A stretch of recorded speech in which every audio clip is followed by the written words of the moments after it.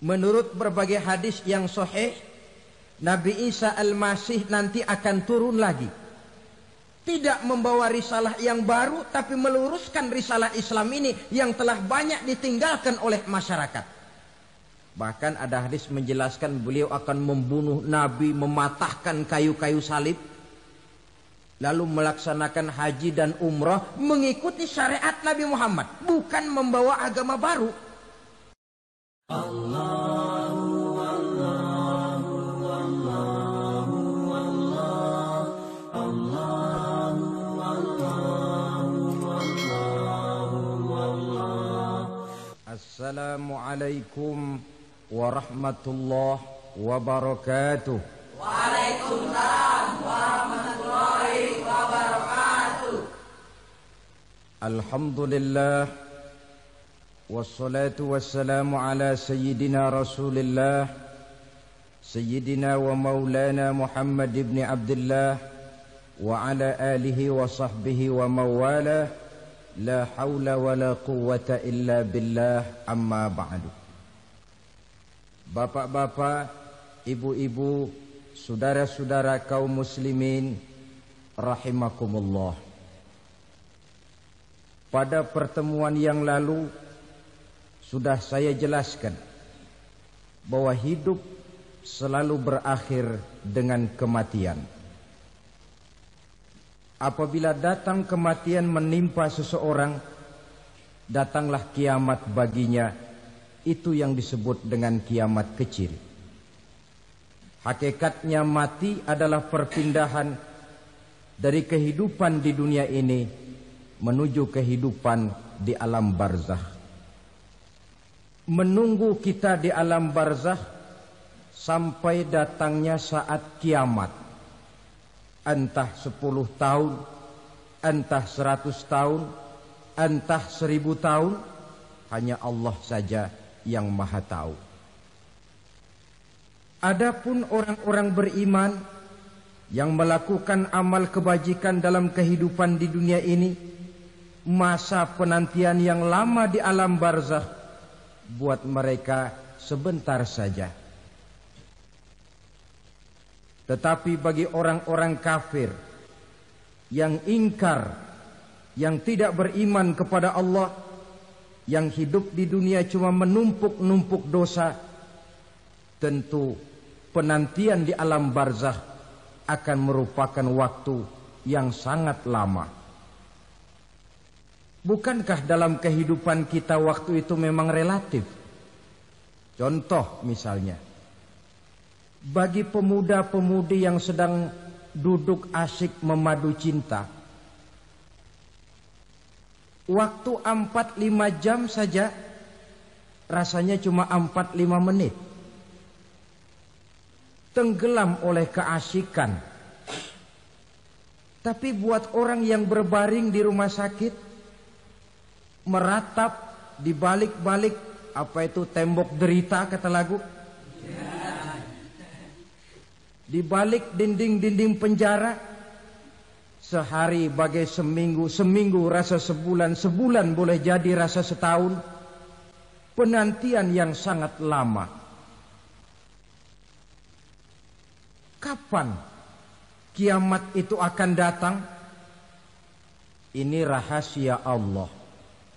Jangankan kita yang orang awam, baginda Nabi sendiri tidak diberitahu oleh Allah kapan kiamat itu akan terjadi. Tetapi sungguh pun demikian, banyak hadis-hadis yang menjelaskan ciri atau tanda-tanda datangnya kiamat. Nah, kalau sudah bicara soal tanda, tanda kiamat itu ada 2. Pertama yang disebut alamatus sughra, tanda-tanda kecil. Ini waktunya masih ada tenggang. Ada yang dinamakan alamatul kubra, tanda-tanda besar. Artinya kiamat sudah diambang pintu. Apa tanda-tanda kecil dari datangnya hari kiamat itu? Misalnya kata Nabi, apabila ilmu sudah diangkat oleh Allah. Artinya apabila ulama sudah banyak wafat, minat orang belajar agama berkurang, lalu kebodohan nampak merajalela di mana-mana, zina dikerjakan secara terbuka, minuman-minuman keras jadi kebanggaan, itu termasuk di antara tanda-tanda kecil terjadinya hari kiamat. Apalagi misalnya iza waladatil ammatu rabbataha, apabila budak sudah melahirkan tuan. Apa maksudnya? Ada yang mentafsirkan apabila anak sudah bisa membudaki orang tuanya. Orang tua yang melahirkan dia, yang membesarkan dia, demi setelah si anak besar jadi orang berpangkat, bertitel, berharta, berkedudukan, jadilah orang tua itu budaknya. Sehingga sering dibilang kalau orang tua kaya, anak jadi raja. Tapi kalau anak yang kaya, orang tua sering jadi budak. Apalagi munculnya fitnah yang bergelombang, timbul perang antara dua bangsa yang besar, waktu berjalan terasa sangat pendek sekali. Itu merupakan tanda di antara tanda-tanda kiamat. Termasuk di dalamnya sulit membedakan mana laki, mana perempuan. Kan kalau tanda-tanda kayak begini sekarang sudah banyak kita lihat kan. Ulama banyak wafat, penggantinya sulit. Zina dikerjakan berterang-terangan, minuman keras jadi kebanggaan, banyak anak membudaki orang tuanya, sulit membedakan mana laki mana perempuan. Kadang-kadang dari belakang kita lihat perempuan bener, begitu kita colek nengok jenggotan.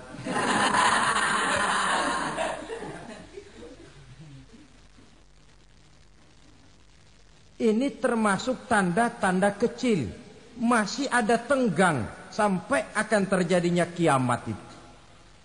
Nah, yang dimaksud dengan tanda-tanda besar, ini tanda besar artinya kiamat sudah di ambang pintu.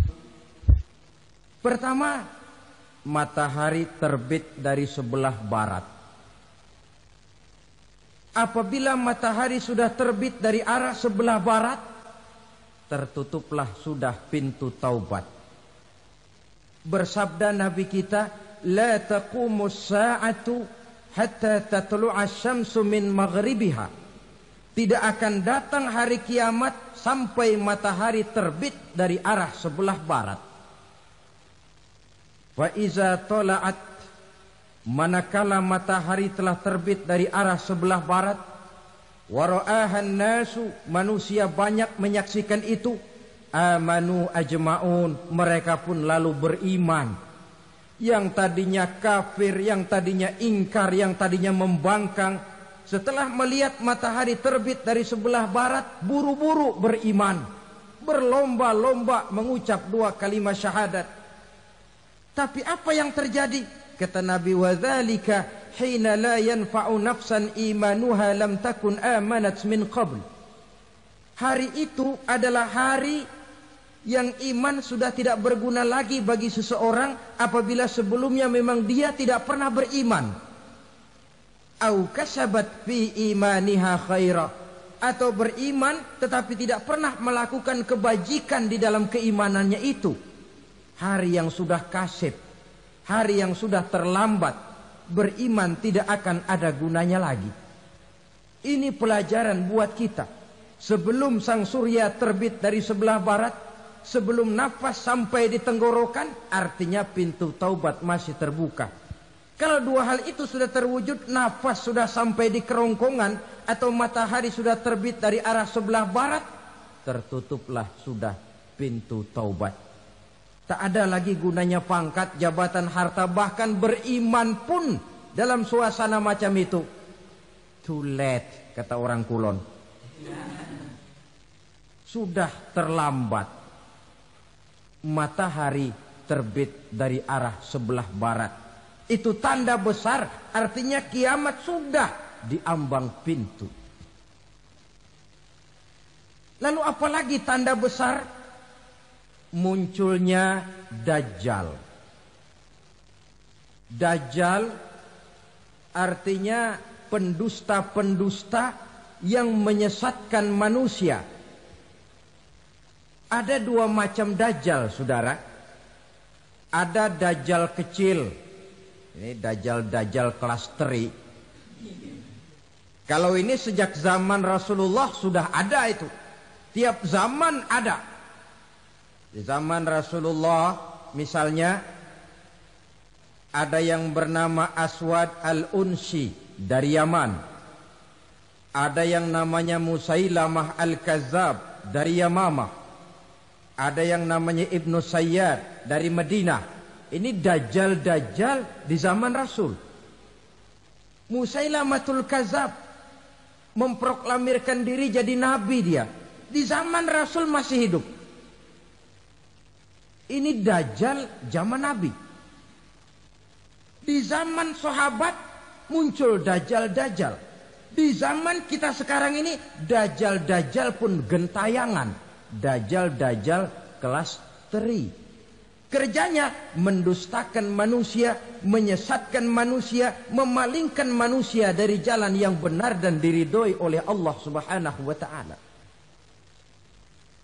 Adapun yang merupakan tanda besar dari datangnya kiamat, Dajjal kelas kakap. Pembohong-pembohong besar yang menyesatkan masyarakat manusia berpaling dari jalan Allah mengikuti jalan mereka. Apa sih ciri Dajjal itu? Kata Nabi dalam hadis Bukhari Muslim, Innad Dajjala, sesungguhnya yang namanya Dajjal itu yakhruju, satu saat akan muncul mendekati hari kiamat. Wa inna ma'ahu ma'an, si Dajjal ini membawa air. Wa naran, dan juga membawa api. Dua simbol. Di tangan yang satu dia bawa air, di tangan yang satu dia bawa api. Wa ammal ladzi yarahu an-nasu ma'an fanarun. Adapun yang orang banyak lihat air, hakikatnya adalah api. Yang dilihat api, hakikatnya adalah air. Oleh sebab itu, kalau api yang ditawarkan, ambillah air. Kalau air yang ditawarkan, pilihlah api. Maksudnya apa ini? Ini bahasa simbol, saudara-saudara. Dajjal bicaranya seolah-olah untuk kepentingan manusia. Menawarkan surga. Surga yang dia tawarkan hakikatnya neraka. Hai manusia, kalau kau mau bahagia, jangan dekat-dekat dengan agama. Solat itu tidak efektif dan efisien, tidak produktif dari segi ekonomi itu. Menghadiri majelis taklim cuma buang-buang waktu. Tahajud, tasbih, tahlil, baca Quran, apa itu? Pekerjaan mubazir saja. Hidup ini cuma sekali, masa yang cuma sekali, manfaatkan dengan sebaik-baiknya. Mumpung. Dibawanya sifat mumpung, tetapi dalam pengertian yang sangat negatif. Bicaranya seolah-olah untuk kepentingan manusia, tetapi sebenarnya menjerumuskan manusia. Menawarkan air, tapi sebenarnya api. Menawarkan api, tapi hakikatnya air. Buat apa kamu sholat?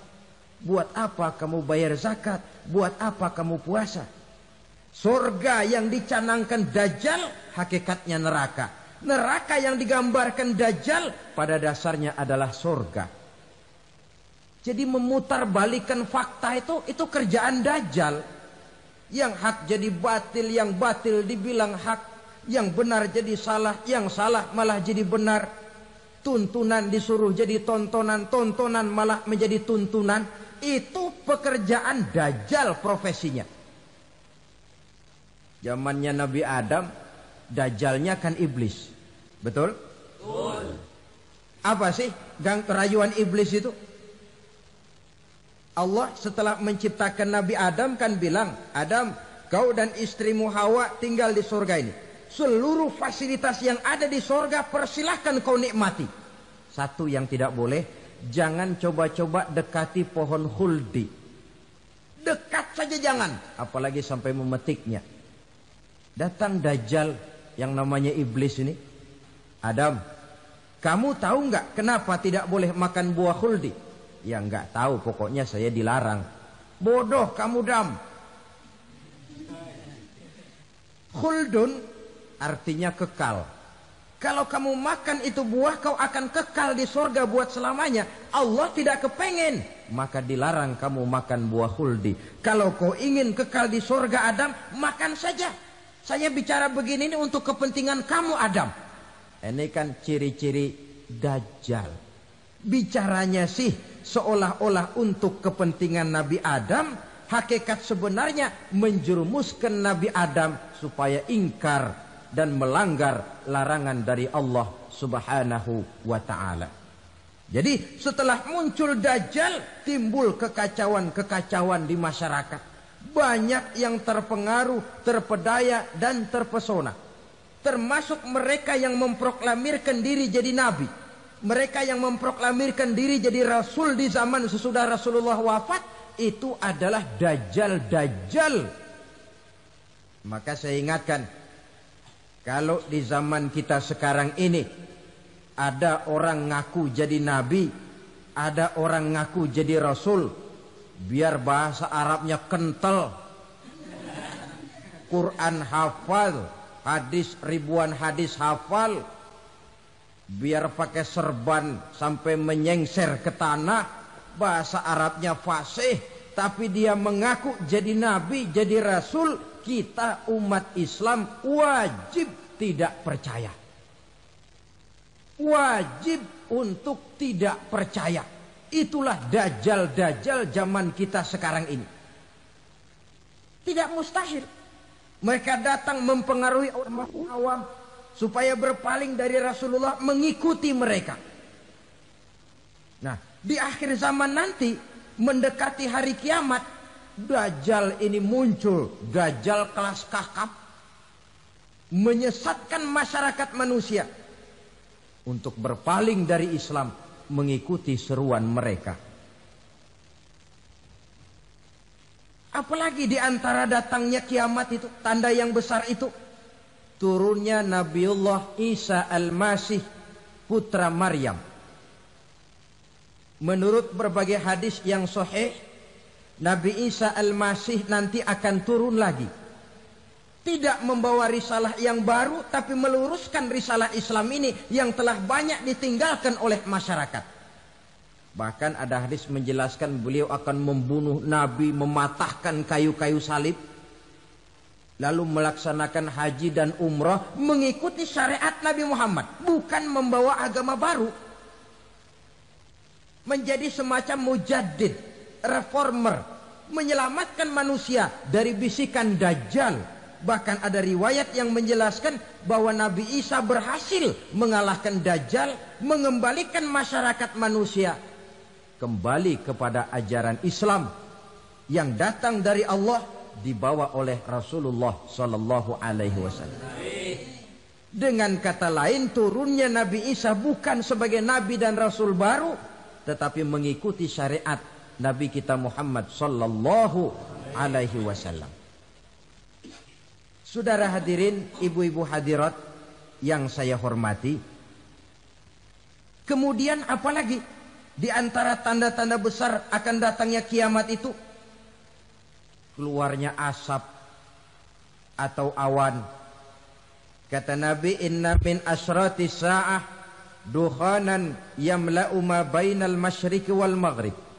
Di antara tanda-tanda kiamat, munculnya awan antara langit dan bumi.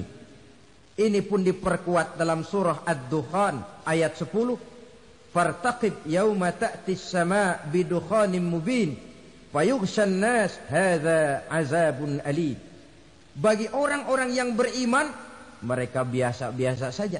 Tapi bagi orang kufur, datangnya asap dan awan ini merupakan azab yang kelewat pedih. barangkali sedikit mendekati gambaran tentang azab yang pedih ini. Saya ingatkan alam pikiran kita kepada peristiwa yang belum lama terjadi. Pernah dengar berita bocornya reaktor nuklir di Chernobyl, Uni Soviet? Pernah dengar?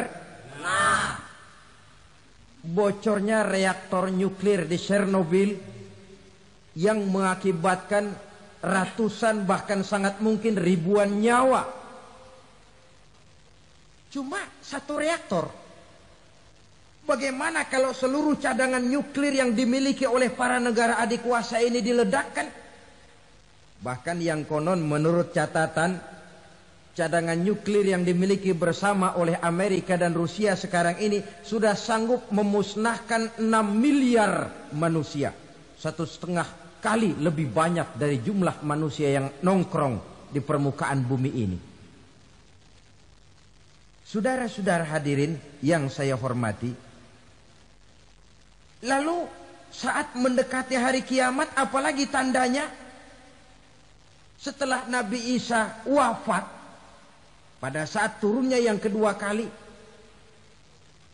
lalu Allah meniupkan angin sejuk. Semua orang-orang beriman, orang-orang baik wafat, sehingga penghuni bumi ini cuma tinggal lagi terdiri dari orang-orang kafir. Tidak ada lagi di bumi ini yang bisa mengucapkan Allah.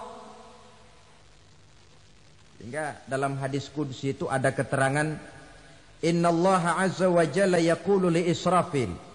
Allah pernah pesan kepada malaikat Israfil. Kata Allah, Israfil, Iza sami'ta qailan yaqul Allah, Allah, fa akhirin nafakh 40 sanatan ikraman liqailiha. Hai Israfil, apabila kau dengar di permukaan bumi masih banyak orang yang mengucapkan Allah, Allah, maka tunda sangkakala kiamat itu 40 tahun. Untuk apa? Ikraman liqailiha, menghormati orang yang mengucapkan Allah, Allah itu. Wah, jadi karena sekarang masih banyak yang mengucapkan Allah, besar hatilah kita, masih jauh kiamat itu. Tapi jangan lupa, kiamat pribadi, kiamat kecil itu yang gak kita sangka-sangka.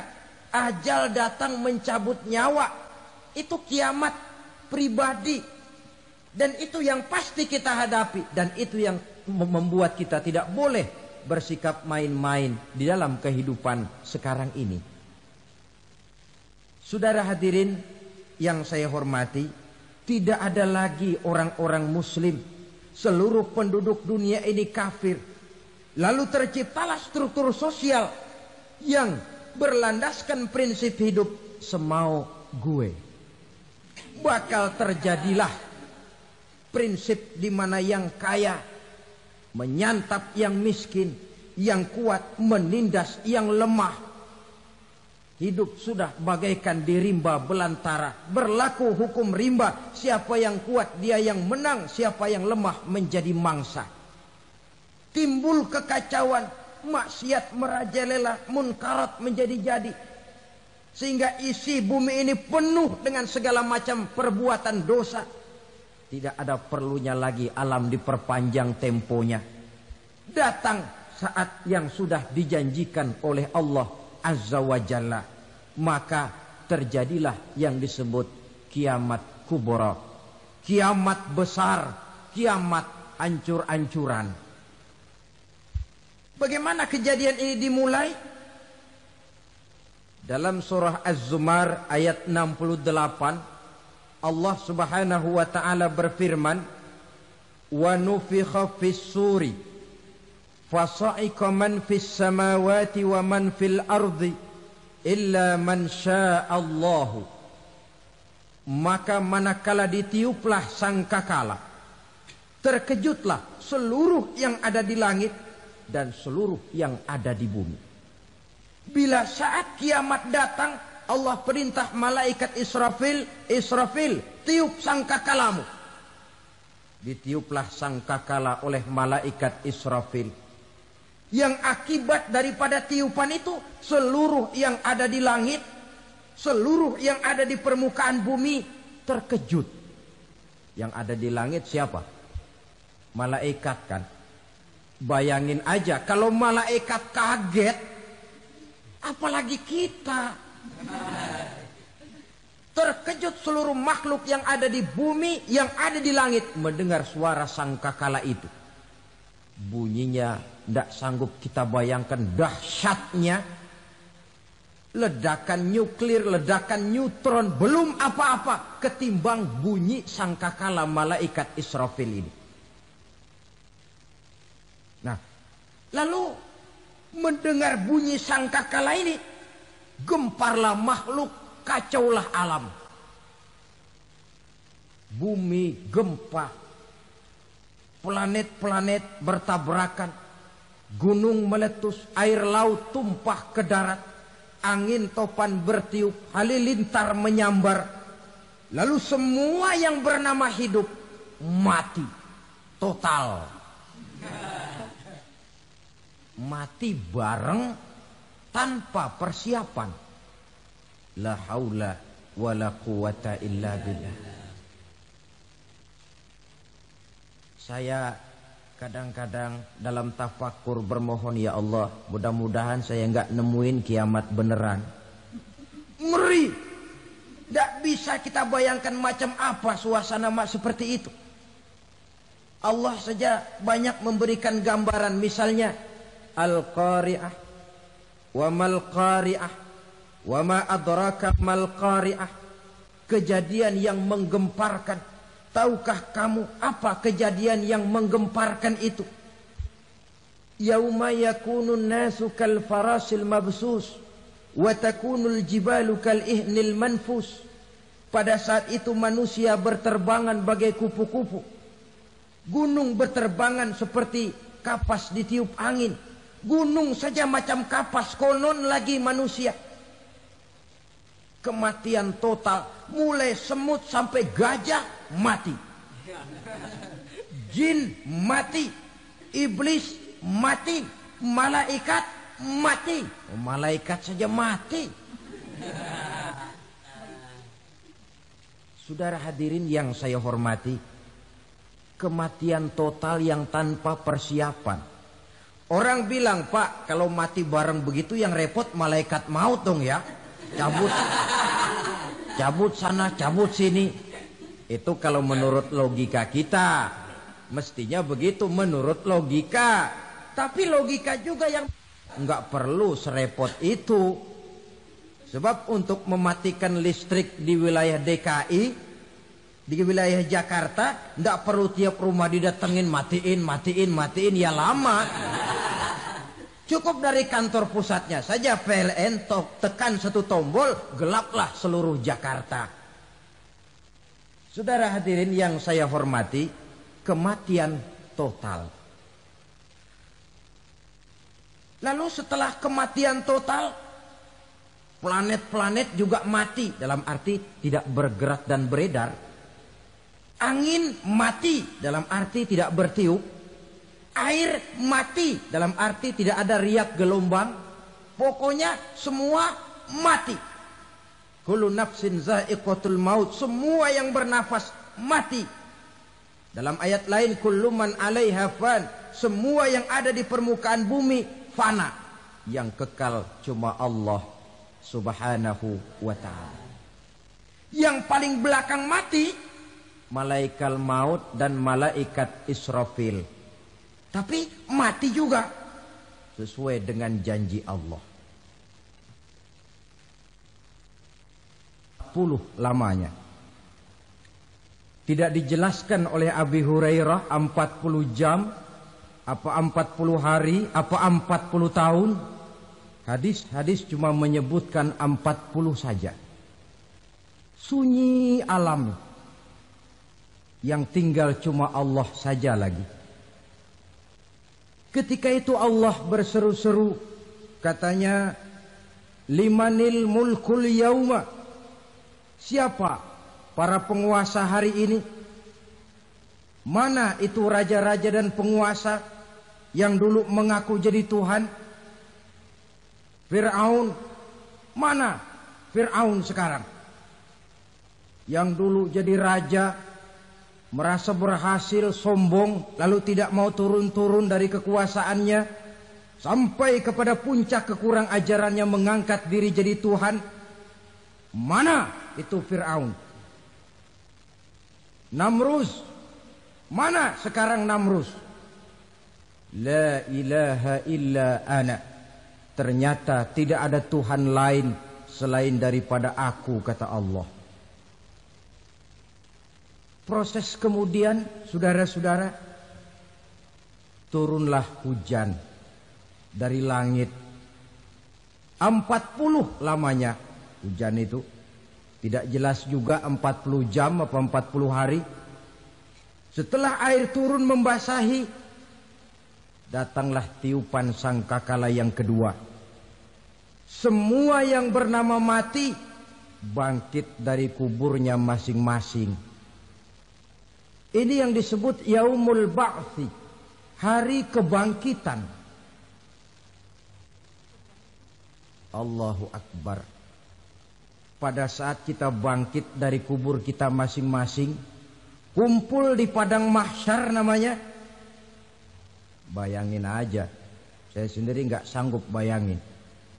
Manusia sejak zaman Adam sampai zaman kiamat kumpul bareng di tempat sama. Berapa banyaknya itu?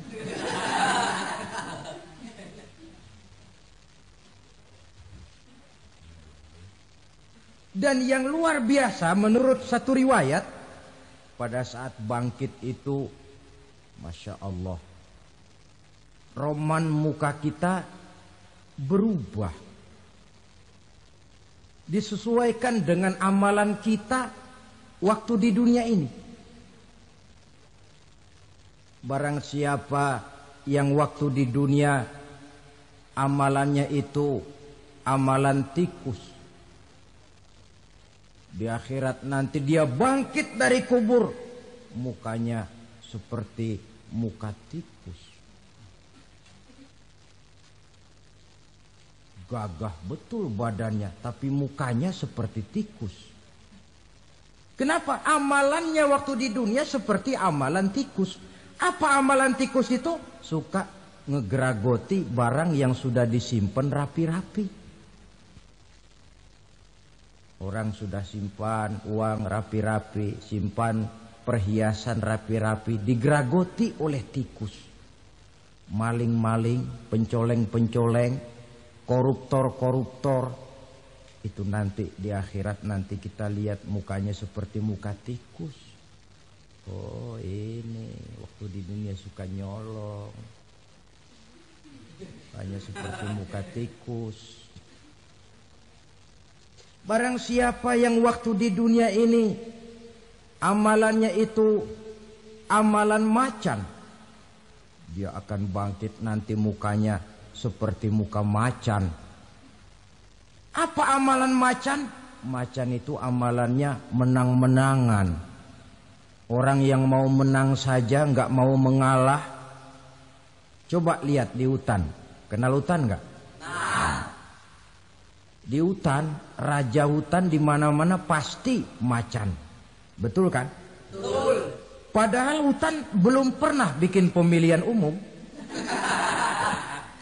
Tapi macan tidak peduli ada pemilihan umum apa tidak, pokok saya raja. Sebab apa? Macan jadi raja itu bukan karena benar, tapi karena kuat jadi raja.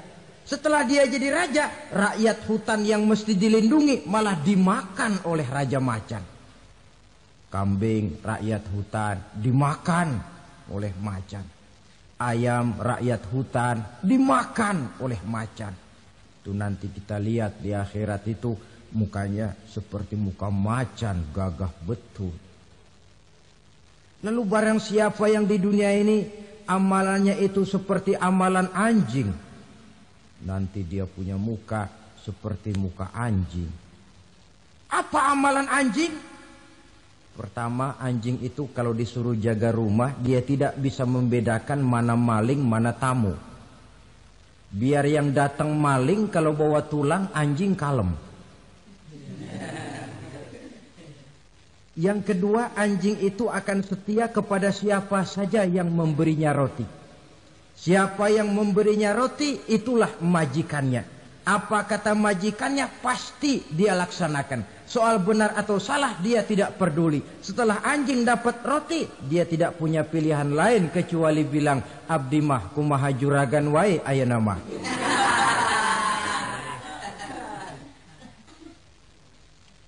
Saudara hadirin yang saya hormati, berkumpul di padang mahsyar, tiap orang sibuk dengan persoalannya masing-masing.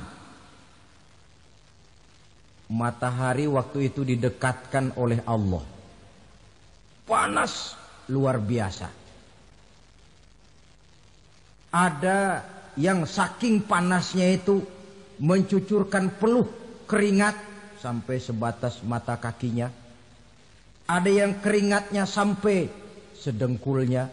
Ada yang keringatnya sampai sepusatnya. Ada yang keringatnya mengalir sampai sebahunya. Ada yang kelelap oleh keringatnya sendiri. Sementara orang di sampingnya enggak apa-apa. Bergantung lagi amalan dia waktu di dunia ini. Saudara-saudara, sebagian orang dalam kepanikan padang mahsyar berombong-rombong datang mereka menghadap Nabi Adam. Ya Adam, anta abal bashar. Hai Adam, Tuhan adalah bapak moyang manusia. Kami sebentar lagi akan disidang, dimintakan pertanggungan jawab. Tolonglah kami, hai Adam. Kata Nabi Adam, jangankan nolongin sampean, saya sendiri tanggung jawab di hadapan Allah ketika dulu tidak boleh makan khuldi, saya serobot. Sudahlah, urus diri masing-masing saja, nafsi.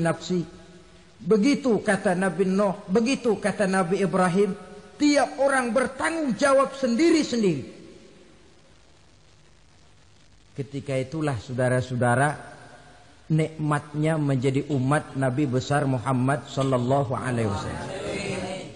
Sebab apa? Walaupun menurut abjad kita ini umat paling belakang, paling belakang kita ini toh, karena Nabi Muhammad adalah Nabi akhir.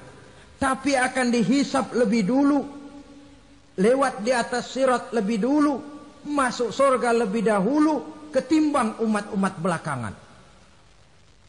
Ketika Rasul mendekati ajal, beliau tanyakan itu kepada malaikat Jibril. Malaikat Jibril berkata, Muhammad jangan khawatir, Allah sudah berjanji, inni haramtul jannata ala sairil anbiya hatta tadkhulaha anta. Wa haramtuha ala sairil umami hatta tadkhulaha ummatuka. Surga aku haramkan buat seluruh nabi kecuali kalau engkau Muhammad sudah masuk ke dalamnya. Dan surga aku haramkan buat seluruh umat kecuali kalau umatmu Muhammad sudah masuk ke dalamnya. Logikanya, walaupun menurut abjad kita umat paling belakang, bakal dihisap paling dulu, lewat di atas sirat paling dulu, masuk surga paling dulu, kalau mampir ke neraka juga paling dulu. Ya resiko. Jangan mau enaknya aja paling dulu. Saudara hadirin yang saya hormati, setelah masa kebangkitan, itu jangan dikira begitu bangkit langsung diperiksa. Masih menunggu menanti ribuan tahun perhitungan padang mahsyar untuk sampai kepada proses yang disebut yaumul hisab, hari perhitungan. Seorang demi seorang bakal dipanggil. Bayangkan saja, kita se-RT saja di absen, kadang-kadang perlu waktu lama. Ini manusia sejak zaman Nabi Adam sampai datang hari kiamat, satu demi satu disidang di hadapan Qadhi Rabbul Jalil. Status sosial copot sudah waktu itu. Yang pernah jadi hartawan di situ tidak lagi kelihatan kehartawanannya. Yang pernah jadi jenderal tidak lagi dipanggil jenderalnya. Yang ustadz tidak lagi dipanggil al-mukarramnya. Seluruh status sosial selesai. Dipanggillah kita seorang demi seorang menghadap Qadhi Rabbul Jalil. Bagaimana proses penghisaban itu? Pertama, proses tanya jawab. Di antaranya ada hadis menyatakan lan tazula qadama 'abdin yaumal qiyamah hatta yus'ala an arba'i khisalin. Besok di hari kiamat tidak akan bergeser telapak kaki seorang hamba sampai dia ditanya lebih dulu tentang 4 persoalan. Tentang ilmunya. Kemana ilmu itu diamalkan? Tentang umurnya. Di mana umur itu dihabiskan? Tentang masa mudanya. Kemana masa muda itu dipakai? Tentang hartanya. Dari mana harta itu didapat dan kemana harta itu dibelanjakan. Ini termasuk proses tanya jawab. Jadi kalau istilah pengadilan dunia, nama Fulan bin Fulan. Kamu waktu di dunia diberikan umur panjang untuk apa? Pernah mengalami masa muda, kemana kau habiskan masa remajamu? Kau diamanahkan ilmu, dengan apa ilmumu kau amalkan? Kau diberikan harta, dari mana harta kau dapat, kemana kau belanjakan? Tak seorang pun yang bisa mungkir. Sebab apa? Dikala itu yang menjadi saksi bukan orang. Yang menjadi saksi adalah seluruh anggota badan kita. Tangan bicara, kaki jadi saksi terhadap seluruh amalan yang pernah kita kerjakan pada saat kehidupan di alam dunia ini. Selesai proses tanya jawab, lalu diperlihatkan buku catatan kita waktu hidup di dunia ini. Jangan lupa Allah itu menyiapkan 2 superkomputer kepada kita. Sebelah ditempelin sebelah kanan, yang sebelah tempelin di sebelah kiri. Komputer itu namanya Raqib dan Atid. 2 malaikat yang apabila baik kita lakukan, refleks saja akan menulis kebajikan kita. Jahat kita kerjakan akan tertulis. Catatan itu nanti diperlihatkan kepada kita.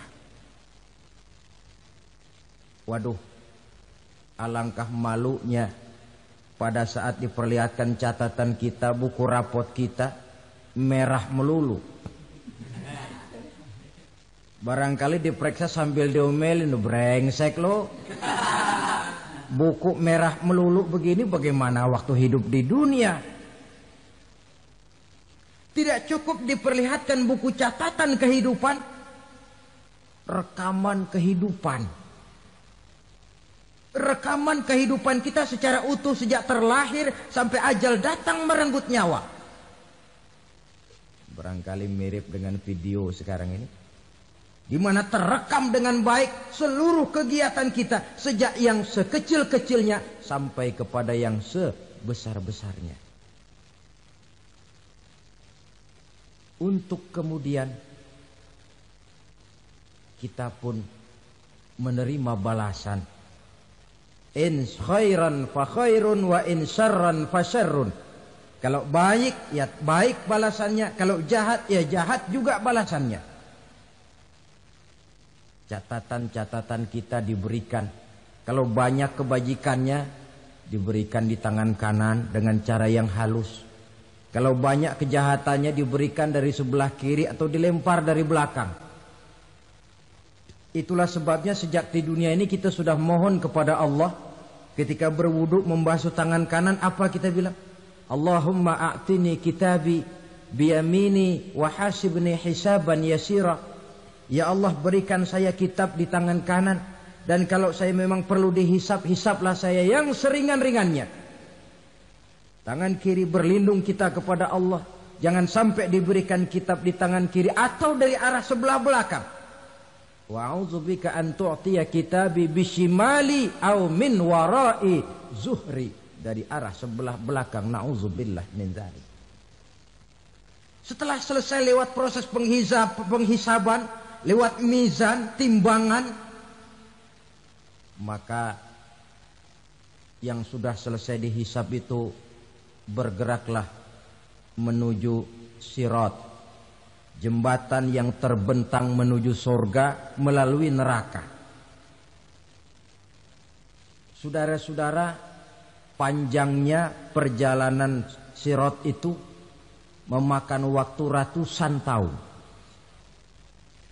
Tetapi orang yang lewat di atas Sirat pun macam-macam, bergantung amalannya ketika di dunia ini. Ada yang lewat di atas Sirat itu kal barqil khatib, seperti kilat yang menyambar, lep, sudah sampai dia di surga. Cepat bukan main. Ada yang lewat di atas Sirat itu seperti orang lari-lari. Ada yang lewat di atas Sirat itu seperti orang jalan biasa. Ada yang sambil merangkak, ada yang sambil ngesor, ada yang sambil gelayutan. Ada yang selamat sampai ke ujung ke surga, ada yang tergelincir jatuh masuk ke dalam neraka, bergantung amalannya dalam kehidupan di dunia sekarang ini. Tiap kita akan melewati yang namanya Sirat ini. Saudara-saudara kaum muslimin yang saya hormati,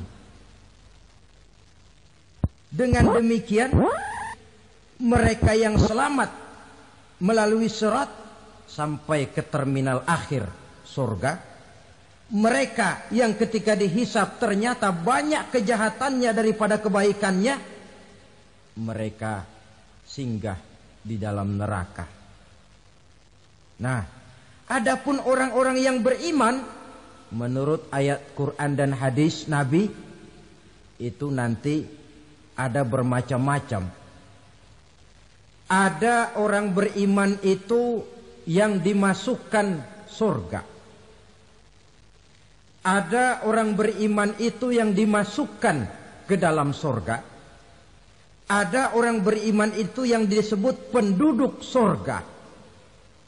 Kenapa lain-lain, Pak? Karena waktu di dunia amalannya juga lain-lain. Ada orang beriman yang masuk surga. Ini paling murah tiketnya. Mau masuk surga? Kata Nabi begini, ma min abdin qala la ilaha illallah thumma mata ala dhalik illa dakhalal jannah. Kalau seorang hamba sudah mengucap dua kalimat syahadat, dia yakin dengan kebenaran kalimat itu sampai matinya, orang itu akan masuk surga.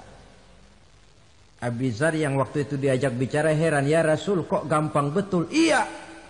Walaupun orang itu mencuri, iya. Walaupun orang itu berzina, iya. Biar dia mencuri, biar dia berzina, kalau dia sudah mengucap dua kalimat syahadat, dia yakin dengan kebenaran kalimat itu sampai matinya, itu orang akan masuk surga. Jadi masuk surga cukup dua kalimat syahadat, yakin sampai mati, masuk surga. Itu perkara masuk. Tapi kalau pertanyaannya diterusin, masuknya kapan, Pak? Nah, ini lain lagi urusannya. Sebab ada yang masuknya itu langsung, ada yang mampir dulu. Di sana tempat cuma dua, kalau tidak surga, neraka. Mau ke surga tapi mampir dulu, yang mampirnya jelas di neraka. Kenapa? Dalam hadis qudsi ada riwayat, nanti itu di akhirat, setelah Allah selesai mengatur penduduk surga masuk surga, yang neraka masuk neraka, Allah berkata kepada malaikat Malik, malaikat Malik, labaik ya Allah. Itu bajingan-bajingan tengik, manusia-manusia durjana yang waktu di dunia tidak mau sujud, jauh dari ulama, gemar melakukan yang munkarat dan maksiat, hidup di tengah masyarakat selalu jadi bibit keonaran, kufur, sudah masuk neraka semua. Sudah ya Allah. Nah, kalau sudah, coba sekarang kamu masuk, Malik. Saya, iya, masuk neraka. Mau apa ya Allah? Kata Allah, akhriju minan nar man kana fi qalbihi misqala habatin min khardalin min iman. Kau masuk neraka, cari di dalam neraka orang-orang yang ada imannya walaupun kecil sebesar biji zarah, angkat mereka keluar. masuk malaikat Malik ke neraka. Cari orang yang ada imannya, korek. Ya repot, udah pada gosong. Yang ada imannya diangkat ke atas, yang ada imannya diangkat ke atas. Lalu dimandikan di Nahrul Hayat, namanya sungai kehidupan di akhirat nanti. Cakep lagi rupanya, bersih lagi wajahnya, apel di hadapan Allah. Kata Allah, bagaimana mas? Kapok enggak sampean? Kapok ya Allah. Nah, kalau kapok, idhab fadkhulil jannah. Pergi, masuk surga sana. Berangkat mereka ke surga. Ketemu sama teman-temannya yang udah sampai lebih dulu. Yang enggak pakai mampir lagi. Terjadi dialog. Kata teman-temannya yang udah pada nyampe duluan, mas, iya. Emang baru sampai? Saya baru sampai. Memang mampir di mana dulu, mas? Kita sudah lama sampai di surga. Saudara buka surah Al-Muddatsir ayat 34-35. Ma salakakum fis saqar? Kenapa kamu mampir di neraka Saqar?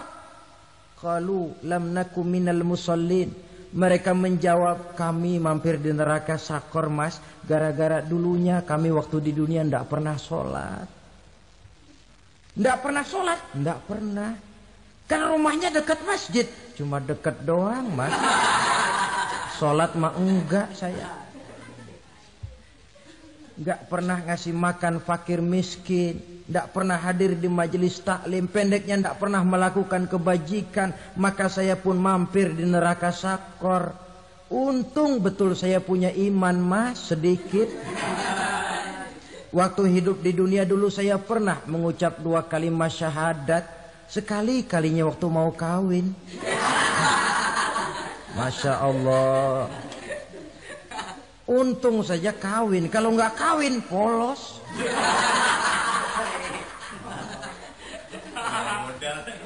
Itu juga pengulu sudah setengah mati ngajarin. Asyhadu alla, asyaduaan.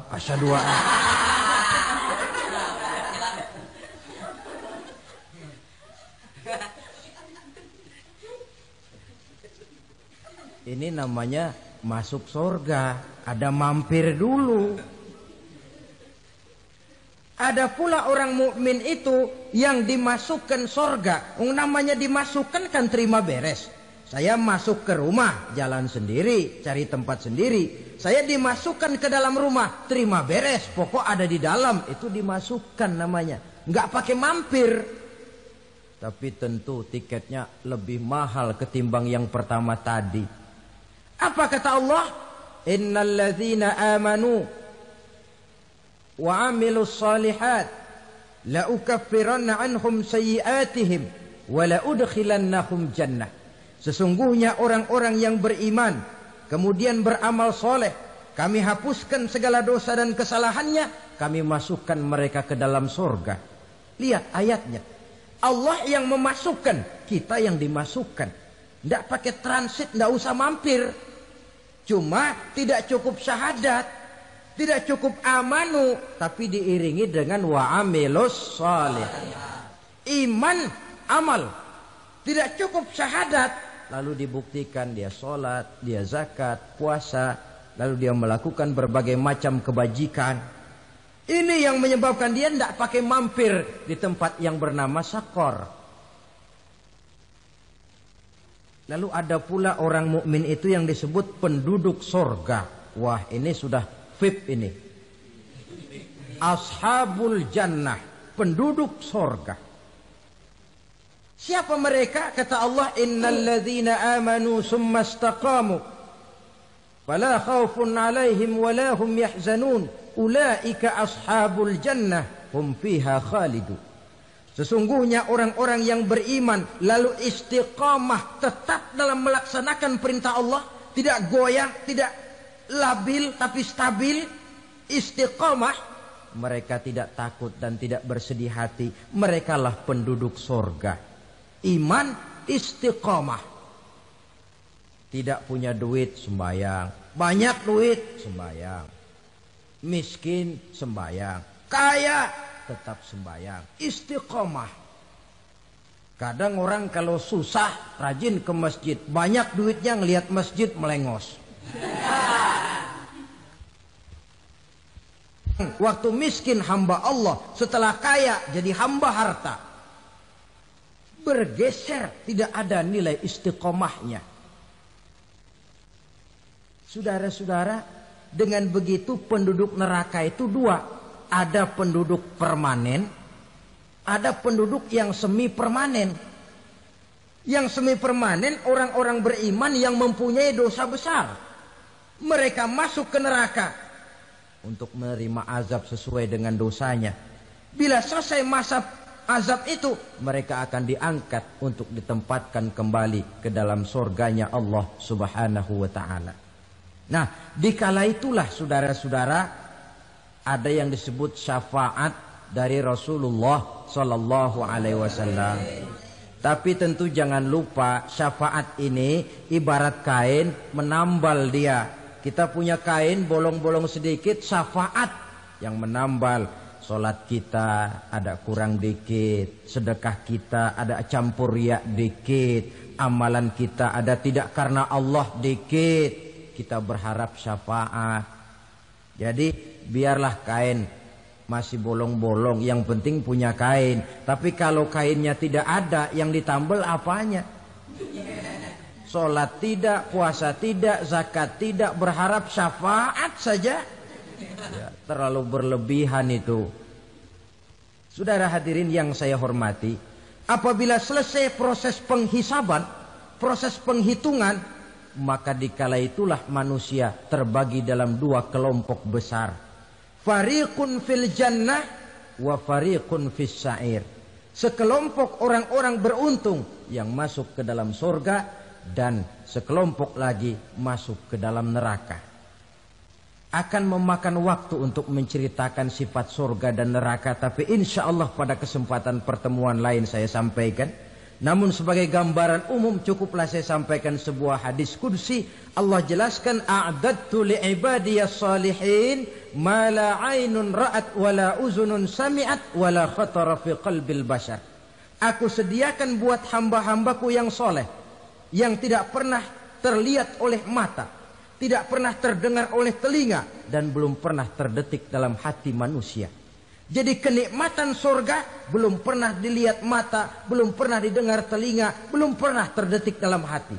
Pedihnya azab neraka belum pernah terlihat mata, belum pernah terdengar telinga, belum pernah terdetik dalam hati. Saudara hadirin yang saya hormati, oleh karena itu sebagai uraian akhir daripada kiamat ini, marilah sama-sama kita memanfaatkan hidup dengan sebaik-baiknya, supaya jangan timbul penyesalan di hari kemudian nanti. Mudah-mudahan kita seluruhnya diselamatkan Allah dari azab neraka dan mendapat surga dan ridhonya. Sekian dan demikianlah pertemuan kita kali ini. Terima kasih banyak atas segala perhatian. Mohon maaf atas segala kekurangan.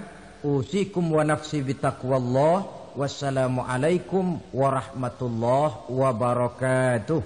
Waalaikumsalam.